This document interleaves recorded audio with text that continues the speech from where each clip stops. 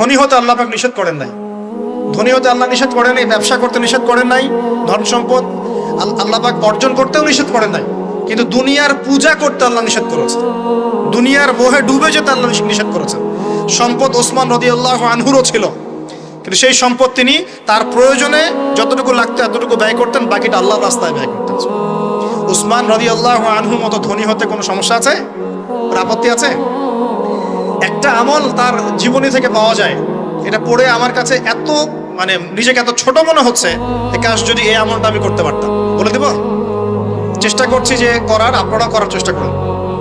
উসমান রাদিয়াল্লাহু আনহু ধনী ছিলেন কিনা, তো নবীর কাছে গিয়ে বলছেন যে আমার ধন সম্পদ খুব বেশি বাড়ছে, ইয়া রাসূলুল্লাহ আপনি সম্পদ একটু কমানোর দোয়া করেন তো আমার জন্য। চিন্তা করা যায় মানুষ এমন দোয়া কেউ করবে এই যুগে?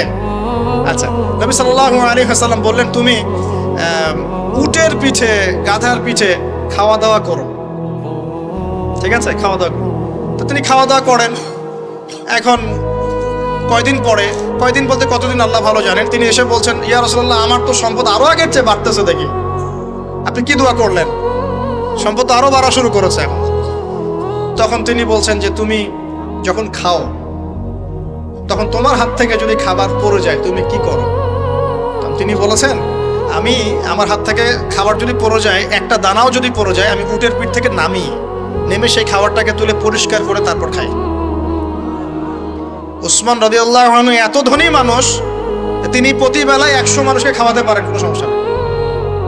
তিনি একাই তাবুকের যুদ্ধে 30,000 সৈন্যের দায়িত্ব নিয়েছেন।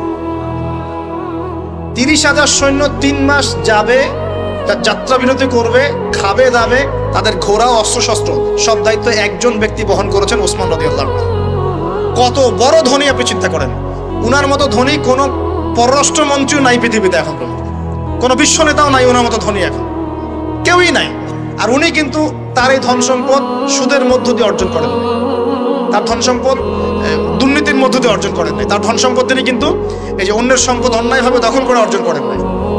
তিনি সম্পদ অর্জন করেছেন বৈধ পন্থায়, হালাল ব্যবসা করেছেন। ব্যবসা করেছেন নাকি না? এই যে আমল, তো নবীজি বলছেন যে তোমার আমল যদি এমনই হয় তাহলে তোমাকে আল্লাহ পাক সম্পদ দিবে না, কাকে সম্পদ দিবে? তুমি আল্লাহ পাকের যে সম্পদ, রিজিকের যে শুকরিয়া আদায় করো, কৃতজ্ঞতা প্রকাশ করো যে আল্লাহ আমাকে ভালোবেসে রিজিকটা দিয়েছেন, আমার হাত থেকে পড়ে গেছে, আমি তুলে খাই। এই যে আল্লাহ পাকের নেয়ামতের প্রতি তোমার যে শ্রদ্ধা, সম্মান, এর শুকরিয়া স্বরূপে আল্লাহ পাক তোমাকে এরকম সচ্ছল বানাই দিচ্ছেন, আর তো কিছু করার নাই। তো উসমান রাদিয়াল্লাহু আনহুর মতো ধনী হতে কোনো সমস্যা আছে? তিনি কৃপণ ছিলেন না, তিনি আল্লাহ পাকের নেয়ামতের শুকরগুজার ছিলেন। ভুল ব্যাখ্যা নেবেন না, তিনি আল্লাহ পাকের নেয়ামতের শুকরগুজার ছিলেন। আমরা আল্লাহ পাকের নেয়ামতের শুকরিয়া আদায় করবো ইনশাআল্লাহ, এবং যা রিজিক আল্লাহ আমাদেরকে দিয়েছেন এতে সন্তুষ্ট থাকবো ইনশাআল্লাহ, এবং হালাল ভাবে চলার চেষ্টা করব। আল্লাহ পাক আমাদেরকে ধন দিলে সেই ধন সম্পদ যতটুকু আমার পরিবারের জন্য প্রয়োজন, বাড়তিগুলো আমরা আল্লাহর পথে দান সাদাকা করবো ইনশাআল্লাহ। আল্লাহ পাক আমাদের সবাইকে আল্লাহর রাস্তায় দান করার তৌফিক এনায়েত করুন, আমিন। সমাজ কল্যাণমূলক কাজ করেন না, জনসেবা করেন, মানুষের সেবা করেন, মানুষের কাছে থাকেন, সোশ্যাল ওয়ার্ক করেন। এই যে অ্যাসোসিয়েশন আছে না কিছু সামাজিক, নন পলিটিক্যাল, নন প্রফিটেবল কিছু ফাউন্ডেশন থাকে না, মানুষের কল্যাণে কাজ করেন, ইফতারের প্রজেক্ট করেন সামনে, ঠিক আছে। তারপরে শীতবস্ত্র হয়, তারপরে যে ত্রাণ রিলিফ, মানুষের কল্যাণ, বৃক্ষরোপণের কাজ, তারপরে আপনার এই যে রক্তদান কর্মসূচি, এই টাইপের যে ভালো ভালো কাজ, সমাজ কল্যাণমূলক কাজ, এই সমাজ কল্যাণমূলক কাজগুলো করলে মনটা বড় হবে। ভালো কাজে ব্যস্ত থাকবেন, আপনি দেখবেন মাথার মধ্যে শয়তানি নাই। যখন মানুষের কাজ নাই, সারাদিন অলস বসে থাকে, মাথার মধ্যে দুনিয়ার শয়তানি ঘোরাফেরা করে। আল্লাহ পাক আমাদের সবাইকে ভালো কাজের সাথে থাকার তৌফিক দান, এবং ভালো কাজে একে অপরকে সহযোগিতা করার তৌফিক দান। নিজেকে ভালো কাজে ব্যস্ত রাখেন। দান সৎকার করলে কখনো টাকা কমে যায় না, মনে রাখবেন। দান করলে কোনোদিনও টাকা কমে যায় না। আপনার দানের টাকা ঘুরে ফিরে আপনার কাছে আসবে, বুঝতে পারছেন না? আপনার দানের টাকা ঘুরে আল্লাহ আপনার কাছে ফিরাই দিবে। কিভাবে ফিরাবেন সেটা আল্লাহর দায়িত্ব। আমি কি বুঝাবো কিভাবে ফিরাবেন? বুঝবেন, একটু বোঝার চেষ্টা করবেন। অর্থনীতি কিন্তু কঠিন, সহজ করে বোঝানোও কঠিন, সবাই সহজ করে বোঝাতেও পারবে না। আমি একটা পয়েন্ট খালি বুঝাই আপনাদেরকে, বোঝেন, চেষ্টা করেন। মনে করেন আপনাদেরকে অর্থনীতি বুঝাই, এগুলো আমাদের সাবজেক্ট ছিল, আর তখন আমরা আসলে অর্থনীতি কিছুই বুঝতাম না। তারপরে যখন কোরআন হাদিস পড়া শুরু করলাম তখন দেখলাম যে ও আচ্ছা, ব্যাপার তো খুব সহজ। সহজ জিনিসটাকে এত কঠিন করা হয় কেন? দেখেন কিরকম, মনে করেন একটা বাজার, আপনাদের এখানে বাজার আছে কি? আচ্ছা, এই বাজারের মধ্যে ধরেন 100 ব্যবসায়ী আছে, আর ব্যবসায়ীরা ব্যবসা করে। আল্লাহ পাক ব্যবসা হালাল করেছেন না হারাম করেছেন? হালাল ব্যবসা। ব্যবসায় একটা 10 টাকার পণ্য আপনি চাইলে 30 টাকা, 40 টাকা, 50 টাকা, 100 টাকা বিক্রি করতে পারবেন কি না? পারবেন। মার্কেটের একটা ফিক্সড প্রাইস থাকে, মার্কেট প্রাইস, এটাকে বলে মার্কেট প্রাইস। একটা দাম নির্ধারণ করা হয় যে আমরা এই দামে সব সেল করবো, তাই না? আচ্ছা, আর ব্যবসায়ীরা ব্যবসা করছে, ব্যবসায় লাভও আছে লসও আছে, ঝুঁকিও আছে, লাভও হতে পারে লসও হতে পারে। এখন ব্যবসা করার সময় দেখা গেল যে এক ভাই লাভ করলো আর এক ভাই লস করলো, এমনটা হয় কি না? আল্লাহ পাক এখানে কি করেন জানেন? এই বাজারের মধ্যে যে সম্পদগুলো আছে, অর্থ সম্পদ, আপনারা যেটা কারেন্সি বলেন, এগুলো আল্লাহ রাব্বুল আলামিন হাত থেকে হাতে ঘোরাতে থাকেন। আজকে আপনার হাতে, কালকে তার হাতে, কালকে তার হাতে, পরশু আরেক ভাইয়ের হাতে। এই সম্পদ বাজারের মধ্যে ঘুরতে থাকে। বাজারটা হতে পারে সমাজ, হতে পারে রাষ্ট্র, হতে পারে বিশ্ব। ভালো করে বোঝেন, ছোট পরিসরে হতে পারে সমাজ, হতে পারে রাষ্ট্র বা বিশ্ব। আল্লাহ পাক সম্পদটা সার্কুলেট করেন, ঘোরাতে থাকেন। আজকে তার হাতে, কালকে তার হাতে, কালকে তার হাতে, এভাবে সম্পদ ঘুরতে থাকে। লাভ লসের রিস্ক আছে, কেউ লাভ করে, কেউ লস করে। এভাবে সম্পদ সার্কুলেট হতে হতে হতে আল্লাহ পাক যাকে ইচ্ছা ধনী বানান, যাকে ইচ্ছা গরিব বানান। কথা বুঝতে পারছেন? এটা হলো এই জায়গায় রিজিকটা নিয়ন্ত্রণ করেন সরাসরি আল্লাহ পাক। আল্লাহ পাক কারো সম্পদ নেন, কারোকে দেন, কারো কাছ থেকে নেন, কারোকে দেন, কারো কাছ থেকে নেন, কাউকে দেন। এভাবে সম্পদ ঘুরতে থাকে। আর যদি দেখা যায় সম্পদ মানে চাহিদার চেয়ে কম হচ্ছে, আল্লাহ পাক সম্পদ উৎপন্ন করে দেন। জমিন থেকে উৎপন্ন করেন, আসমান থেকে উৎপন্ন করেন। আমি মানে বুঝাতে পারছেন? এরপরও যদি দেখা যায় যে সমাজে সংকট হলো, অন্য সমাজ থেকে আমদানি করতে হয়। যদি একটা রাষ্ট্রে সংকট হচ্ছে, অন্য রাষ্ট্র থেকে আমদানি করতে হয়। এভাবে একটা সিস্টেম চলে, ইসলামিক সিস্টেম। এখানে ব্যবসা হচ্ছে মূল।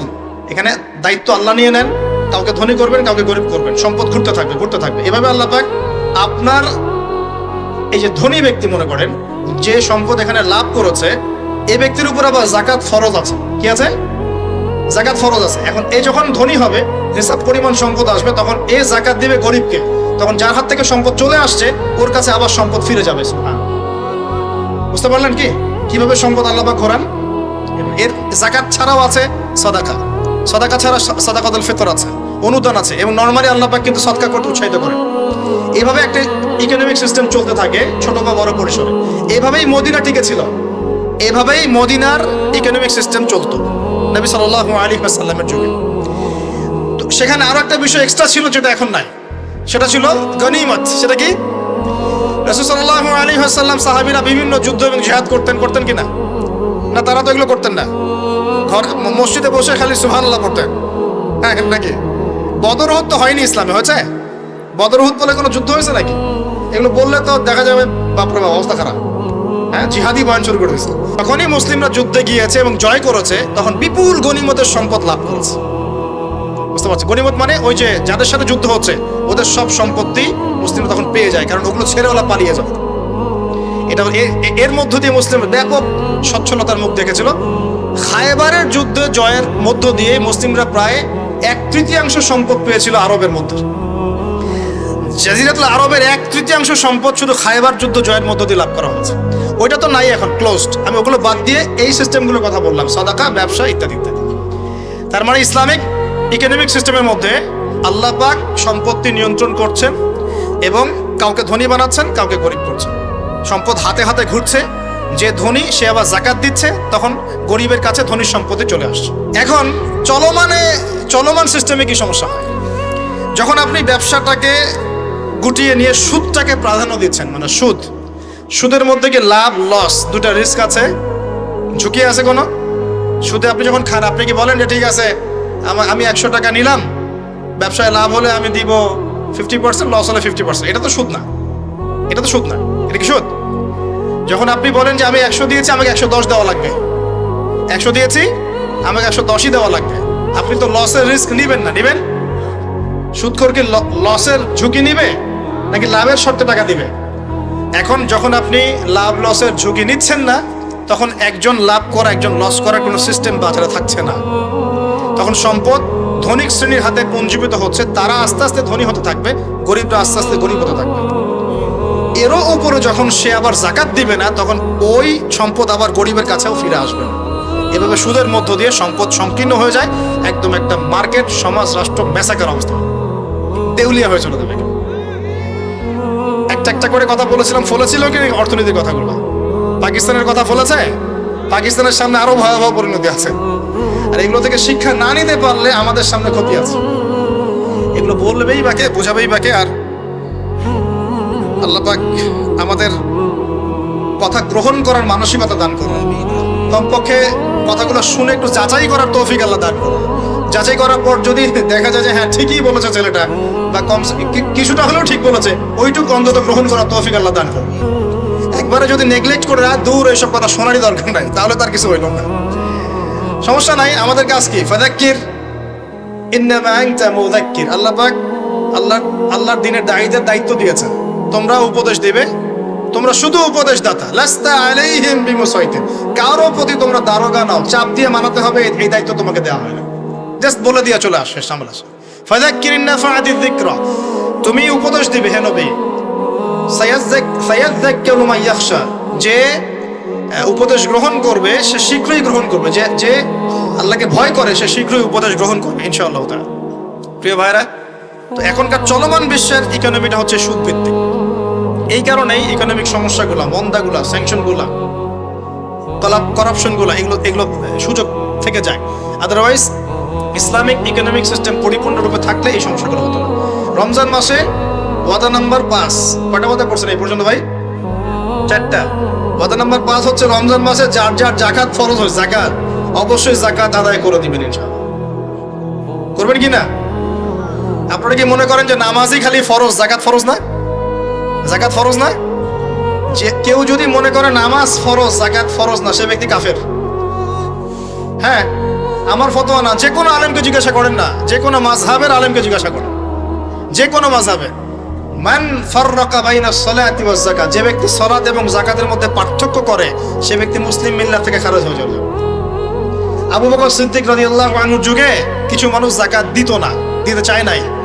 আবু বকর সিদ্দিকের মতো নরম মানুষ না মনে হয়, নরম মানুষ নামাজে দাঁড়ালেই ঝরঝর করে কান্না শুরু করেন, নরম মনের মানুষ, তিনি যাকাত অস্বীকারীদের বিরুদ্ধে যুদ্ধ করলেন।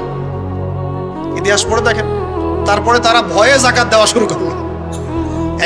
একজনের বিরুদ্ধে অ্যাকশন নেওয়া হয়েছে, বাকিরা ভয়ে যাকাত দেওয়া শুরু করেছে। রাষ্ট্রীয় কোষাগার সমৃদ্ধ হলো। মুসলিমরা কি ওই সময় সুদের মধ্য দিয়ে রাষ্ট্রীয় কোষাগার বৃদ্ধি করতো? যাকাত ছিল, গনিমত ছিল, সাদাকা ছিল, ব্যবসা ছিল, কৃষি ছিল, এইগুলোর মধ্য দিয়ে তারা সমৃদ্ধ হতো। আর এই সমৃদ্ধি দিয়ে আমরা প্রায় 1200 বছর বিশ্ব শাসন করেছি। কত বছর? 1200 বছর আমরা বিশ্ব শাসন করেছি। আর এখন আমাদেরকে চাইতে হয়, লোন দেন, এই করেন, সেই করেন। আমাদেরকে নিচের হাত হইতে হয়েছে, নিচের হাত। কি লজ্জা আমাদেরকে নিচের হাত হতে হয়েছে, ওরা এখন উপরের হাত। ওরা আমাদেরকে এখন অনুদান দেয়, আবার সুদের শর্ত দিয়ে দিবে। আপনারা তো IMF বুঝবেন না, ওইটাতে আমি যাচ্ছি না। এমন কিছু শর্ত দিবে যেটা রাষ্ট্রের গলা দড়ি চিপে রেখে দিবে। এটা যারা এখানে বিক্ষোভ ব্যক্তিত্বরা আছেন তারা বুঝবেন আমার কথা। গলার মধ্যে দড়ি দিয়ে ফাঁস লাগিয়ে রেখে দিবে, এর নাম লোন দেওয়া। গলায় দড়ি দিয়ে ফাঁস ধরে রেখে দিবে, এর নাম লোন দেওয়া। দিবি না মানে টান দিয়ে নিয়ে নিবে। তারপর শ্রীলঙ্কা বানায় রেখে দিবে। শ্রীলঙ্কা এমনি হয়েছে নাকি? ওর গলায় আগে রশি পরাইছে, নে তুই নে, এগুলো সব নে। রশি আস্তে আস্তে টান দিছে দিয়ে এক পর্যায়ে যখন দেখছে এ তো আর আমার কিছু শোধ করতে পারবে না, টান দিয়ে সব নিয়ে নাও, দেউলিয়া শেষ নেই। শিক্ষা বিশ্ব বুঝতে হবে। কোরআন সুন্নাহ আল্লাহ পাক শুধু এই যে ঝাড়ফুঁক করার জন্য আর তাবিজ করার জন্য, হ্যাঁ, শুধু বরকত নেওয়ার জন্যই নাজিল করেন নাই। কোরআন এবং সুন্নাহ আল্লাহ পাক নাজিল করেছেন যাতে কোরআন সুন্নাহ দিয়ে আমরা চলমান সমাজের, বিশ্বের সমস্ত সমস্যাগুলোর সমাধান খুঁজে বের করতে পারি। না কি মনে হয় আপনাদের? এই জন্য আল্লাহ নাজিল করেন নাই? আমি একটা আয়াত বলি তাহলে বুঝবেন। আল্লাহ বলেছেন সূরা নাহল আয়াত নাম্বার 89, সূরা নাহল আয়াত নাম্বার 89 আল্লাহ পাক বলছেন, বিসমিল্লাহির রহমানির রহিম, ওয়া নাযালনা আলাইকাল কিতাব, হে নবী আমি আপনার প্রতি এমন একটা কিতাব নাজিল করে দিয়েছি, মানে কোরআন, তিবিয়ানান লিকুল্লি শাই, যে কিতাব প্রতিটা বিষয়কে ব্যাখ্যা করবে ইনশাআল্লাহ। ব্যাখ্যা করে কিনা? কোরআন প্রতিটা বিষয়কে ব্যাখ্যা করে কিনা? ওয়া হুদান, এবং কোরআন হবে আমাদের জন্য হেদায়াত, মানে পথনির্দেশ, গাইডেন্স। ওয়া রাহমাতান, এবং আল্লাহর পক্ষ থেকে রহমত, দয়া। ওয়া বুশরা লিল মুসলিমিন, আর মুসলমান জাতির জন্য এই কোরআন হচ্ছে সুসংবাদ। বলে সুবহানাল্লাহ। এই কোরআন যদি পড়ি না, বুঝি না, আমল করি না, তাহলে এর সমাধান কেমন করে বের করব? আল্লাহ পাক আমাদেরকে এমন ওলামায়ে কেরাম দান করুন, এমন প্রজন্ম দান করুন, এমন যুব সমাজ দান করুন, এমন নেতৃত্ব দান করুন, যারা কোরআন এবং সুন্নাহর জ্ঞান দিয়ে পুরো বিশ্বটাকে শাসন করতে পারবে ইনশাআল্লাহ। আল্লাহ পাক, আমি দোয়া করি আল্লাহ পাক আমাদের ঊর্ধ্বতন কর্তৃপক্ষ সহ সবাইকে এমন হেদায়েত দান করুন, যে হেদায়েতের আলোকে তারা কোরআন সুন্নাহর কাছে এমনভাবে আত্মসমর্পণ করবে যে ওই হেদায়েতের আলো নিয়ে, ওই আলোর মশাল নিয়ে ইনশাআল্লাহ বিশ্বটা জয় করবে ইনশাআল্লাহ। এমন প্রজন্ম আসবে ইনশাআল্লাহ, যদি এই এস্টিমেশনগুলা, প্রেডিকশনগুলা ফলে, এরকম প্রজন্ম যে আসবে এটাও একদিন ফলবে ইনশাআল্লাহ। তাহলে আমরা নিয়াত করতে পারি কি, 7 নাম্বার ওয়াদা করতে পারি যে আমরা সবাই কোরআন এবং সুন্নাহর ইলমটা অর্জন করব ইনশাআল্লাহ। কমপক্ষে বেসিক কিছু জ্ঞান অর্জন করব ইনশাআল্লাহ। আমি বলছি না যে সবাইকে মুফতি হওয়া লাগবে, সবাইকে দায়ী হতে হবে, সবাইকে একদম মুফাসসির হতে হবে, এটা জরুরি না, এটা মানুষ পারবেও না। কিন্তু কমপক্ষে ইসলামের বেসিক জিনিসগুলো কি আমরা শিখতে পারি না ভাই? এটা শেখার জন্য কি খুব কষ্ট করতে হবে? আল্লাহ পাক আমাদের সবাইকে খাস নিয়াত করার তৌফিক দান করুন, খালেস নিয়াত করার তৌফিক দান করুন। দ্বীনের জ্ঞান অর্জন আল্লাহ পাক ফরজ করেছেন ভাই। দ্বীনের জ্ঞান অর্জন করা মুস্তাহাব বিষয় নয়, নফল কিছু নয়।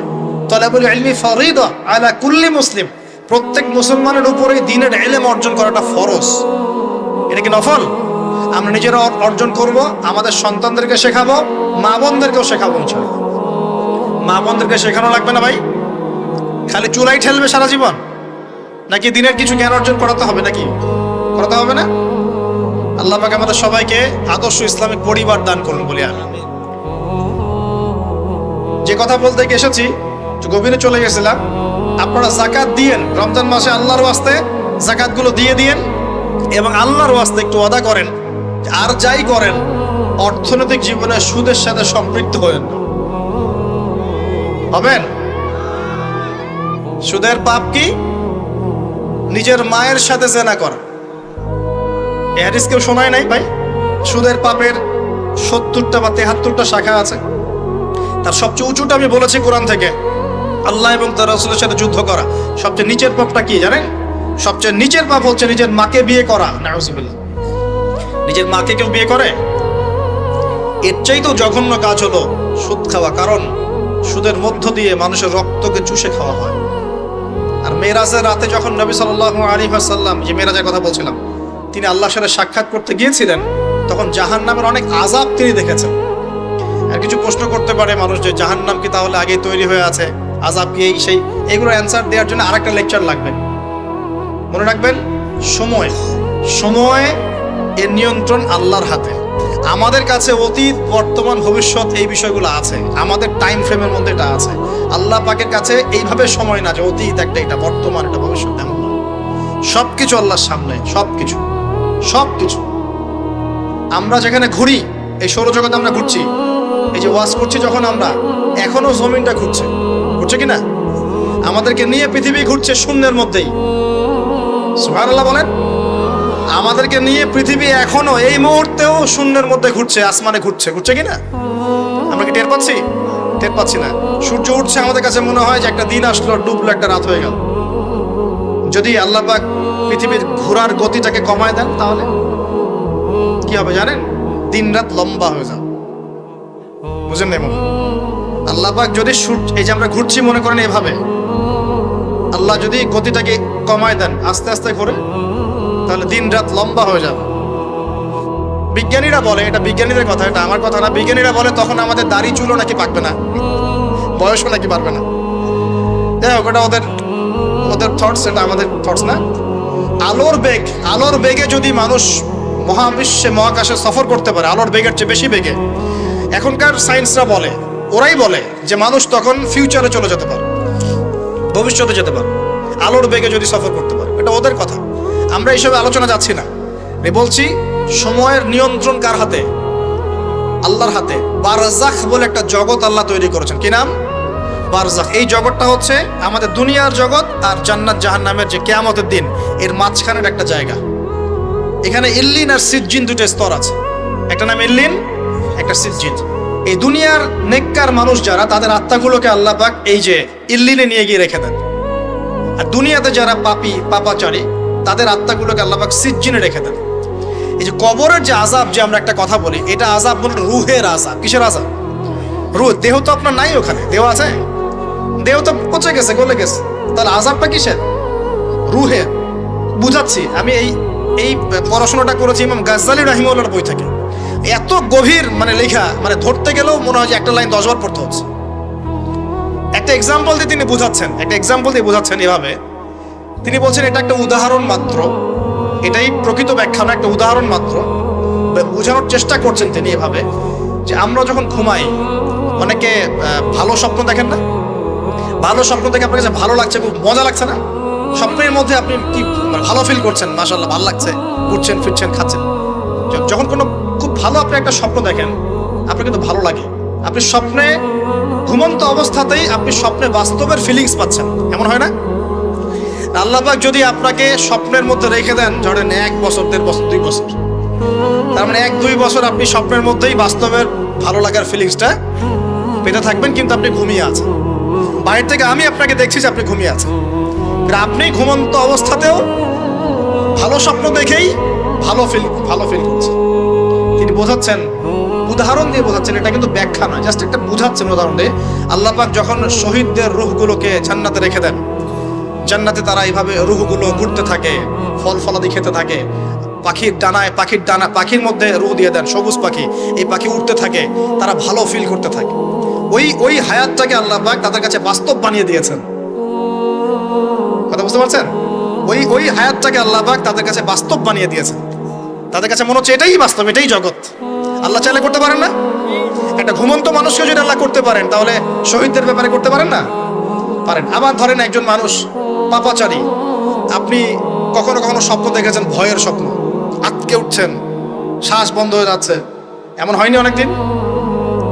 আর হবে তো বেশি, কারণ কানে তো হেডফোন দিয়ে গান শোনেন, আর হেডফোন কানে দিয়ে ঘুমান, FM শুনতে শুনতে ঘুমান, এই কি করতে করতে ঘুমান। ঘুমানোর আগে তো দোয়া কালাম নাই, দোয়া কালাম মাসলুম দোয়া কালাম তো নাই, সূরা মুলক নাই, সূরা বাকারা শেষের আয়াত নাই, ইত্যাদি নাই, পবিত্রতা নাই, বিছান ঝাড়েন না, লাইটস অফ করেন না।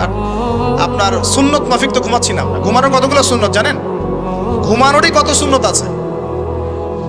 ইস্তেঞ্জা করতে হয়, ওযু করে আসতে হয়, পারলে মেসওয়াক করে নেয়, বিছান ঝাড়তে হয়, বিসমিল্লাহ বলে লাইট অফ করতে হয়, দরজায় খিল দিতে হয়, পাত্র যদি থাকে খাবার পাত্র, পানির পাত্র ঢেকে দিতে হয়, তারপরে পড়তে হয় বিছানায় গিয়ে আয়াতুল কুরসি, সূরা বাকারা শেষের 2-3টা আয়াত, সূরা ফালাক নাস ইখলাস, হাত একত্রিত করে ফু দিয়ে সারা গা মাসাহ করতে হয়।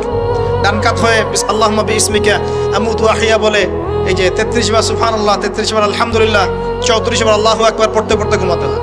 কয়জন জানে কয়জন ঘুমানোর সুন্নত? ঘুমানোর আগে এখন কানে হেডফোন, ব্লুটুথ, হাবি জাবি এইসব দিয়ে যুবকরা ঘুমাচ্ছে। প্রতিটা কাজ নবীর সুন্নত মতো করার চেষ্টা করবো, আল্লাহ পাক তৌফিক দান করুন। এই যে 9 নম্বর ওয়াদা করেন, জীবনের প্রতিটা কাজ নবীর সুন্নাহ মতো করবেন। রাজি আছেন ইনশাআল্লাহ? একদম চেহারা থেকে শুরু হবে, চুল দাড়ি পোশাক আশাক থেকে শুরু হবে। আল্লাহ পাক যত উপরে নিয়ে যাবেন, আপনি যেখানেই যান নবীর সুন্নত বাস্তবায়ন করবেন ইনশাআল্লাহ। আল্লাহ পাক তৌফিক এনায়েত করুন, বলি আমিন। মনে করেন খারাপ স্বপ্ন দেখছেন, খারাপ স্বপ্নে এখন আপনি কষ্ট পাচ্ছেন, দেখছেন যে পানিতে ডুবে যাচ্ছেন, দেখছেন যে আপনি আগুনে পুড়ে যাচ্ছেন, নাউজুবিল্লাহ, দেখছেন যে আপনি হয়তো কেউ আপনার শ্বাস গলা চিপে ধরেছে ইত্যাদি, মানে আপনি কষ্ট পাচ্ছেন। বাহির থেকে কিন্তু আমি আপনার কষ্ট বুঝতে পারবো না, পারবো? আপনি ঘুমিয়ে আছেন, ঘুমিয়ে আপনি কষ্ট পাচ্ছেন। এখন এই ঘুমন্ত কষ্টের স্বপ্নটাকে আল্লাহ পাক যদি 5 বছর লম্বা করে দেন, পারবেন কিনা? আল্লাহ পাক পারেন কিনা? 5 বছর ঘুমিয়ে আছেন আপনি, উঠতে পারতেছেন। এখন এটা হয় না, আল্লাহ চাইলে পারে, সম্ভব কিনা? আল্লাহ পাক 309 বছর ঘুম পাড়ায় রাখেন নাই মানুষকে, আছে না দলিল? কোরআনে আছে না? কোন সূরায়? এই তো মাশাআল্লাহ, মাশাআল্লাহ, সূরা কাহফে আছে না? 309 বছর আল্লাহ পাক 9 জন 10 জন ছেলেকে ঘুম পাড়ায় রাখছেন না? রাখছেন। তো এখন মনে করেন যে আল্লাহ পাক আপনাকে ওই কষ্টের আযাবটাকে লম্বা করে দেন, কষ্টের ওই স্বপ্নটাকে লম্বা করে, তাহলে আপনি কিন্তু ঘুমের মধ্যেও কষ্ট ফিল করবেন। এখন কবরে যদি আল্লাহ পাক বারজাখের জীবনে সিজ্জিনে কিছু আত্মাকে রেখে আত্মাগুলোকে আযাব দেন, এবং ওইটাকেই যদি তাদের কাছে বাস্তব ফিল দিয়ে দেন, তাহলে কি তার আযাব পাবে না? অনেক ব্যাখ্যা আছে যেগুলো নিয়ে আলাদা লেকচার দেওয়া লাগে। এতটুকু বোঝেন যে আল্লাহ পাক ইন্নাল্লাহা আলা কুল্লি শাইইন কাদির, আল্লাহ পাক প্রতিটা বিষয় সম্পর্কে ক্ষমতাবান। আল্লাহ পাকের হাতেই সব ক্ষমতা, আল্লাহ সব করতে পারেন। যে আল্লাহ পাক আমাকে শ্বাস নেয়ার ক্ষমতা দিচ্ছেন, নিঃশ্বাস নিচ্ছি, একটা নিঃশ্বাসের দাম কি অন্য কেউ দিতে পারবে? যে আল্লাহ পাক এনভায়রনমেন্ট বায়ুমণ্ডলের মধ্যে নাইট্রোজেন গ্যাস দিয়ে দিয়েছেন, এই গ্যাস কি কে দিয়ে, অন্য কেউ দিয়েছে? যে আল্লাহ পাক শ্বাস নেওয়ার জায়গা দিয়েছেন, আমাদের হার্ট পাম্প করছে, জন্মের সময় থেকে পাম্প করছে, এখন পর্যন্ত থামে নাই। একদিন এক মিনিটের জন্য থেমে গেলেই শেষ। এটা কে চালু করে রেখেছে? যে আল্লাহ এত কিছু করতে পারেন, সেই আল্লাহর পক্ষে নবী সাল্লাল্লাহু আলাইহি ওয়াসাল্লামকে তার কাছে নিয়ে যাওয়া, এই আযাবগুলো দেখানো এমন কঠিন কিছু? এগুলো নিয়েও এখন মানুষ প্রশ্ন তোলে। ঈমান কোন জায়গায় চলে গেছে চিন্তা করেন। তো এখানে নবীজি অনেকগুলো শাস্তি দেখেছেন, তার মধ্যে একই পাপের কারণে তিনটা শাস্তি দেখেছেন। কয়টা ভাই? এই সেই বিখ্যাত পাপের নামটাই হচ্ছে সুদ। কি নাম সেই পাপের? একবার দেখেছেন কিছু লোককে রক্তের নদীতে ফেলে দিয়ে মাথা ফাটিয়ে দেওয়া হচ্ছে। জিজ্ঞাসা করলেন এরা কারা? জিবরাইল আলাইহিস সালাম বলছেন এরা আপনার উম্মতের সেই সব ব্যক্তি যারা সুদ খাচ্ছিল। রক্তের নদী কেন? কারণ রক্ত চুষে খাইতো তারা মানুষ। মাথা কেন ফাটাই দেওয়া হচ্ছে? কারণ এই মাথা দিয়ে বলেছিল ইন্নামাল বাইউ মিসলুর রিবা, ব্যবসা সুদ একই জিনিস। এই শয়তানি মাথা থেকে বেরোছে, এই কারণে মাথা ফাটিয়ে দেওয়া হচ্ছে। আর একটা শাস্তি দেখেছেন, তারা পাথর খাচ্ছে, পাথর, বড় বড় পাথর খাচ্ছে, পিছনের রাস্তা দিয়ে পাথর বের হয়ে যাচ্ছে। জিজ্ঞাসা করলেন কাদের, কি কারণে শাস্তি দেওয়া হচ্ছে? জিবরাইল আলাইহিস সালাম বললেন এটাও সুদের কারণ। 3 নাম্বারটা দেখেছেন তিনি, যে কিছু মানুষ শুয়ে আছে আর এই পেটটা, এই বাড়ি, আমাদের বাড়ি যেমন উঁচু, বাড়ির মতো উঁচু হয়ে আছে পেটটা, আর পেটের ভিতরে অজগরের মতো বড় বড় সাপ কিলবিল কিলবিল করছে। এই 3টা শাস্তি তিনি দেখেছেন। দেখে জিবরাইল আলাইহিস সালামকে বলছেন এই 3টা শাস্তি কি কারণে? 3টার ক্ষেত্রেই জিবরাইল আলাইহিস সালাম বলেছেন সুদের কারণে, সুদের কারণে, সুদের কারণে।